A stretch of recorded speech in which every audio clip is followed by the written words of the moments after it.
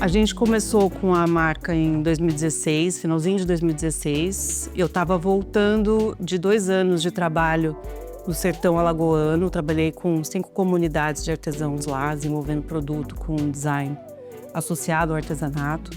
E eu sou designer gráfica de formação, né? Então, meu trabalho antes desse projeto lá no Nordeste, ele sempre foi muito no computador.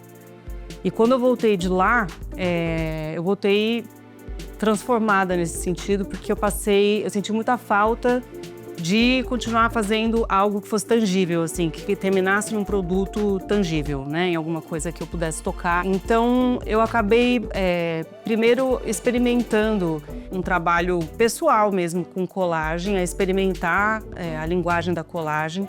Então eu comecei com recortes de papel de uma forma muito aleatória, né, brincando com isso, né, colando pedaços dos recortes de papel de uma forma muito improvisada. E eu comecei a gostar do resultado gráfico disso. Eles estavam prontos já e eu comecei a digitalizar para fazer um mínimo de intervenção, né, às vezes trocar alguma cor que eu queria. E aí procurei um parceiro, uma empresa que faz tricô digital. E conversei com eles para entender se seria possível pegar aqueles desenhos que eu estava desenvolvendo e traduzir isso para uma linguagem de tricô de máquina. E esse processo de tradução é um processo em que a máquina lê, né, o desenho digitalizado e tece isso, né, com uma fidelidade muito grande.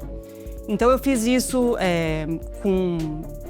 de uma forma experimental e por muita curiosidade, até porque eu queria ter uma manta na minha casa naquela época, num estilo que eu não encontrava. E aí eu gostei muito do resultado da primeira manta que eu prototipei. E naquela época eu estava trabalhando com uma amiga minha, Ana Conrado, também designer, fazendo esse processo comigo, participando desse trabalho, né, de experimentação comigo, e a gente teve a ideia de montar uma marca.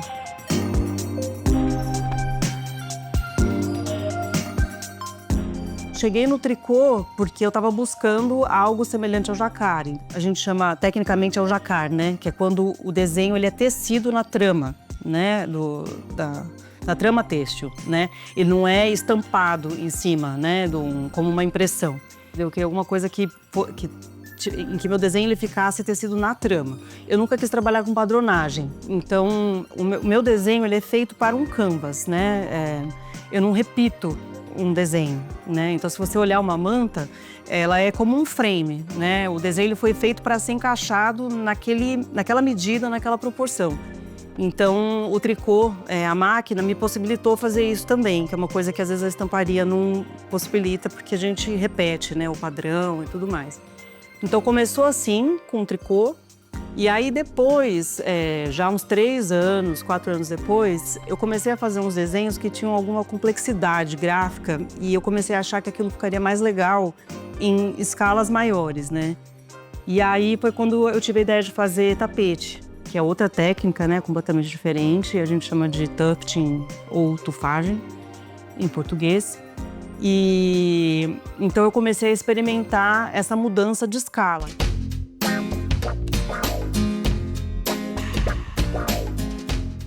Depois dos tapetes vieram os ponchos.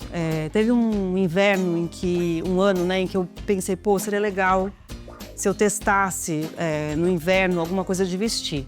Só que eu não tenho formação em moda, não entendo de modelagem, não é a minha linguagem. Então eu pensei, o que seria, né, uma coisa simples de fazer. E aí eu tive a ideia de, pô, por que eu não pego a manta que é retangular, né? Se eu dobrá-la no meio e fizer essa abertura para o pescoço, isso vira um poncho legal. Então eu conversei com o mesmo pessoal que faz, né, as mantas para mim de tricô e a gente desenvolveu juntos os ponchos, né? No caso dos ponchos, eu fiz a pintura primeiro, aí eu rasguei toda a pintura, eu fiz uma colagem com a pintura que eu tinha feito. E aí a gente, enfim, já digitalizou. Eu coloquei algumas variações de cor nesse desenho, que era preto e branco inicialmente. E a gente começou a desenvolver os protótipos dos ponchos, que ficaram muito legais. E aí dos ponchos a gente fez cachecol e fez manta também. Então, desse resultado, né, dessa experimentação que originou os ponchos, as mantas e os cachecóis, eu dei o nome, né, para essa série de série Gesto, porque vem de um desenho que é gestual, né, no caso foi com pincelada, com nanquim e tudo mais. E depois a colagem entrou no segundo momento, né, nesse caso.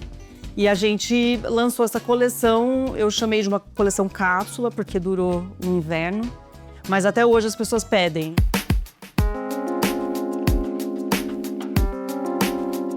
Em 2018, se eu não me engano, a Ana, que começou a marca comigo, ela recebeu uma proposta de trabalho muito legal na Alemanha e ela se mudou para Berlim. Mas, ao mesmo tempo, a Ana também não queria abandonar completamente a marca e o trabalho que estava fluindo e estava indo muito bem. Então, a gente optou, né, a solução que a gente encontrou naquela época foi dela levar a marca para Berlim. Então, ela desenvolve o trabalho lá também. Só que a gente tem uma independência, né? Os desenhos que ela desenvolve lá não são os mesmos que eu desenvolvo aqui. Porque a gente tem especificidades de cada mercado, né? Então lá é um lugar mais frio, então ela produz muito mais cachecol e manta do que eu aqui, em que esse produto é mais sazonal.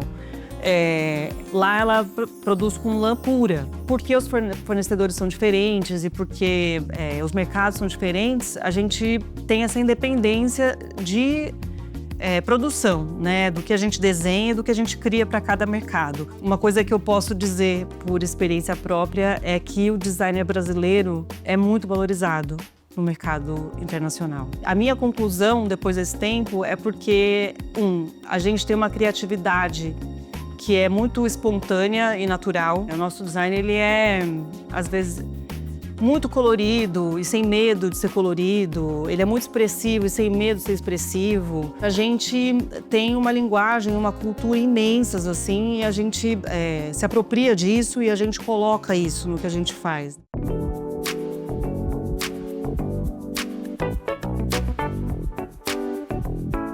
Quando eu mudei pra cá, eu passei a ter menos espaço para trabalhar. E colagem é uma coisa que faz muita bagunça, porque você precisa espalhar milhares de pedaços de papel e cola e tudo mais. Então eu decidi, pela falta de espaço, reduzir também a escala da colagem que eu faço. E eu comecei a fazer esse formato que é tipo um postal, sabe? Para ser mais rápido e mais enxuto, assim, né? Então, os próximos produtos que eu vou lançar, eles vêm dessa escala aqui. E isso, na verdade, muda muito o jeito de fazer a colagem. E acho que teve uma coisa muito legal nesse período, assim, de mudança para cá e passar a trabalhar em casa, que foi... Eu sempre busquei, com o trabalho na colagem, um processo quase infantil de trabalhar, né? Que é espontâneo, que é sem julgamento. Quando a Inês começou a fazer parte desse processo, ela traz para mim o que eu buscava, né? A fazer um processo, né, de colagem que é mais cru mesmo, que é mais livre, que é com menos avaliação e julgamento, né?